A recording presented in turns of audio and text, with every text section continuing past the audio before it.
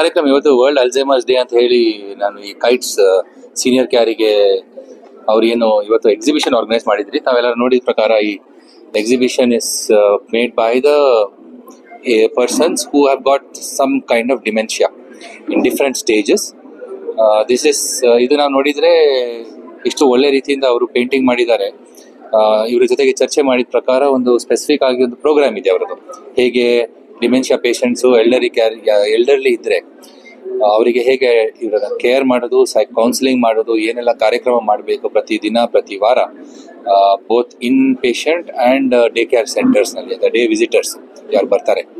ಇದೊಂದು dementia is something which ನಾನು ಇವತ್ತು ಕೇಳಿದ ಪ್ರಕಾರ they have people as young as 55 who have come for some kind of treatment.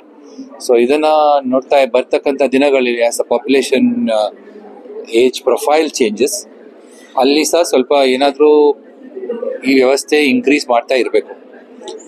ಬೇರೆ ಬೇರೆ ಇನ್ಕಮ್ ಕ್ಯಾಟಗರಿನಲ್ಲಿ ಸಹ ಇದ್ದರೆ ಜನರು, ಅವರಿಗೆ ಸಹ ಈ ಥರ ಒಂದು ವ್ಯವಸ್ಥೆ, ಈ ಥರ ಒಂದು ಕೇರ್ ಸೆಂಟರ್ಸು, ಈ ಥರ ವೆಲ್ಫೇರ್ ಆ್ಯಕ್ಟಿವಿಟೀಸ್ನಲ್ಲಿ ನಾವು ಹೇಗೆ ನಮ್ಮ ಸರ್ಕಾರ ಕಡೆಯಿಂದ ಇರ್ಬೋದು, BBMP ಕಡೆಯಿಂದ ಇರ್ಬೋದು, ಅಥವಾ ಸಿಟಿ ಕಾರ್ಪೊರೇಷನ್, ಬೇರೆ ಬೇರೆ ಸಿಟಿ ಕಾರ್ಪೊರೇಷನ್ಸ್ ಕಡೆಯಿಂದ ಅವರು ಹೇಗೆ ಇದನ್ನು ಸಪೋರ್ಟ್ ಮಾಡ್ಬೋದು, ಅದ್ರ ಬಗ್ಗೆ ಸಹ ಒಂದು ಚರ್ಚೆ ಆಗಬೇಕಂತ ಹೇಳಿ ನಾವು ಯೋಚನೆ ಮಾಡ್ತೀವಿ.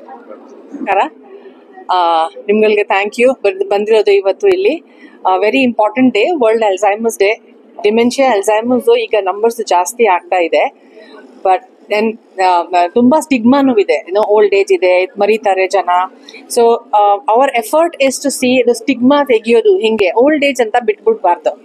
ಅವ್ರಿಗೆ ಟ್ರೀಟ್ಮೆಂಟ್ ಇಲ್ಲ ಅದಕ್ಕೆ, ಬಟ್ ಮ್ಯಾನೇಜ್ ಮಾಡ್ಬೋದು. ಅವ್ರಿಗೆ ಹೇಗೆ ನೋಡ್ಕೊಂಡು ಹೋಗ್ಬೇಕು, ವೇರಿಯಸ್ ಆಕ್ಟಿವಿಟೀಸ್ ಮಾಡ್ಕೋಬೇಕು, ದೇರ್ ಕ್ವಾಲಿಟಿ ಆಫ್ ಲೈಫ್ ಸ್ವಲ್ಪ ಹೆಚ್ಚು ಮಾಡ್ಬಿಡ್ಬೇಕು. This is what we are talking over world Alzheimer's day today.